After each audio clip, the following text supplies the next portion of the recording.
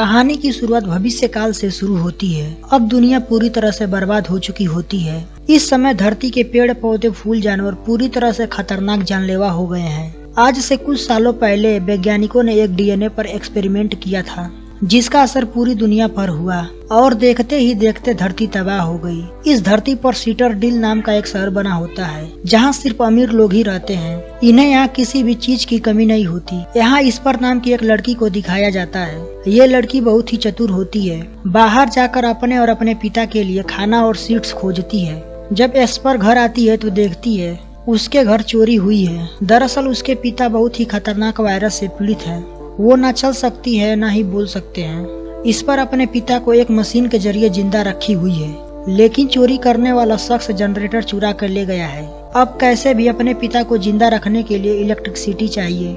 इस पर सीधा अपने पिता के भाई यानी अपने अंकल जोनस के पास जाती है, जो इस कबीले का सरदार होता है। इसी ने इस पर के घर से जनरेटर चोरी करवाई थी। ये सीटरडील के लोगों के लिए काम करता है। बच्चों का खून निकालकर वहाँ बेचा करता था, जिससे बदले में इसे बीज मिलते हैं। एस्पर सारी बातें बताती है। जोनस की बातों से इस्पर को पता चल जाता है कि चोरी इसी ने कराई है। जोनस इस्पर की मदद करने के वास्ते उसका खून मांगता है और इस्पर भी राजी हो जाती है, क्योंकि कैसे भी करके उसे अपने पिता की जान बचानी है। खून निकालने के बाद जोनस इस्पर को धक्के मारकर बाहर निकलवा देता है, लेकिन इस पर हार नहीं मानती और अपने अंकल के घर से चोरी करने के लिए चुपचाप घुस जाती है, जहां उसे बैटरी के साथ साथ कुछ पौधों के सीड्स भी मिलते हैं। इस सीड को सीटरडील के लोगों ने बनाया था। ये सीड्स लॉक्ड थी। सीटरडील के लोगों के अलावा इसका कोई उगा नहीं सकता था। घर आने के बाद पहले जनरेटर को फिक्स करती है। इस पर किसी भी कीमत पर इन पौधों को सीड्स में उगाना चाहती है। इस पर इस उम्मीद पर थी कि वो अपने पिता के साथ एक दिन सीटरडील जाकर उनका इलाज कराएगी। वो अपने पिता को एक सेंसर ड्रोन के जरिए बात करती थी। जब एक दिन जंगल में सरवाइव कर रही होती है, तभी उसे एक जख्मी लड़की दिखाई देती है। इसका नाम गमेला होता है। पेड़ पौधे इसके खून पी रहे होते हैं। इस पर उसकी जान बचाकर उसे अपने घर लाती है। कुछ देर बाद गमेला का होश आता है और बताती है कि मैं सीटरडील से रहने वाली हूँ। मेरा प्लेन क्रैश हो गया है, जिसमें मेरे पिताजी भी हैं। मैं उन्हें ढूंढना चाहती हूँ। अगर तुम मेरी मदद करोगी तो मैं तुम्हें सीटरडील में रहने के लिए जगह दूंगी। ये सुनने के बाद इस पर राजी हो जाती है। हमें यही पता चलता है कि गमेला के पिता सीटरडील के आर्मी हैं। वायरस से संक्रमित होने से वहाँ के लोगों ने उन्हें ड्रोन देकर निकाल दिया। अब इस पर गमेला के पिता को ढूंढने जंगल में चली जाती है। बड़ी ही मशक्कत के बाद इस प्लेन को मिल जाती है। तभी इसका अंकल जोनस यहाँ आ जाता है। जब जोनस को पता चलता है कि संक्रमित होने के साथ साथ सीटरडील का निवासी है, तो इसे जान से मार देता है। प्लेन से गमेला का कपड़ा मिलता है, जिसे उसे पता चल जाता है कि प्लेन में कोई लड़की भी थी, और अपने आदमियों को जंगल में लड़की खोजने भेज देता है। इस पर घर आकर सारी बातें गमेला को बता देती है। अब तुम्हारे पिता इस दुनिया में नहीं रहे। कुछ दिनों में गमेला के जख्म पूरी तरह से ठीक हो जाते हैं। अब गमेला इस्पर की अच्छी दोस्त बन चुकी है। इस पर उसे अपने सिगरेट लैब में ले जाती है, जहां उसने बहुत सारे सीड्स पर रिसर्च की हुई थी। एक दिन इस पर गमेला को एक बुक दिखाती है, जिसमें बहुत सारे जानवरों का चित्रण होता है। इस पर ने इन जानवरों को कभी नहीं देखा था, लेकिन गमेला ने देखी है, इसलिए इसके बारे में इस पर को बताती है। इस पर कहती है इन जानवरों के लिए सीटरडील में जगह है, तो हमारे लिए क्यों नहीं। गमेला बताती है कि जो सीटरडील के पावरफुल लोग हैं वो जग इंसानों को बनाते हैं।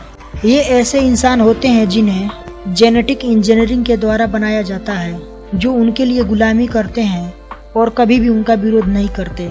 इस पर गमेला को वापस सीटरडील भेजना चाहती है, लेकिन सीटरडील के लोगों से कांटेक्ट करने का कोई उपकरण नहीं है। वो उपकरण जोनस के पास होती है।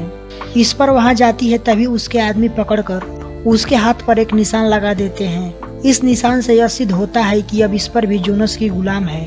इस पर पूरी तरह से टूट जाती है, लेकिन गमेला उसे संभालती है। इस पर गमेला को एक नदी के किनारे ले जाती है, जहाँ उसकी पिता की डेड बॉडी होती है। गमेला उसे देखकर रोने लगती है। गमेला रोने के हाव भाव से पता चलता है कि वह कुछ अजीब लगता है। जब एक्सपर गमेला के गर्दन के पीछे देखती है, तो उसे पता चलता है कि गमेला भी जेनेटिक इंजीनियरिंग ह्यूमंस है। इससे इस पर गमेला को गुस्से में होकर वहीं छोड़कर चली जाती है। घर आने के बाद पिता को सच्चाई बताती है जिस पर उसके पिता बताते हैं इसमें गमेला की कोई गलती नहीं है, उन्हें उनकी गुलामी करने के लिए ही बनाए जाते हैं। इस पर को बहुत अफसोस होता है। वह दोबारा गमेला के पास जाती है, जहाँ गमेला खुद को मारने वाली होती है। तभी इस पर उसे पकड़ लेती है और कहती है कि मैं तुम्हारी मदद करूंगी। तभी जोनस इस पर के घर आ जाता है और गमेला को देख लेता है।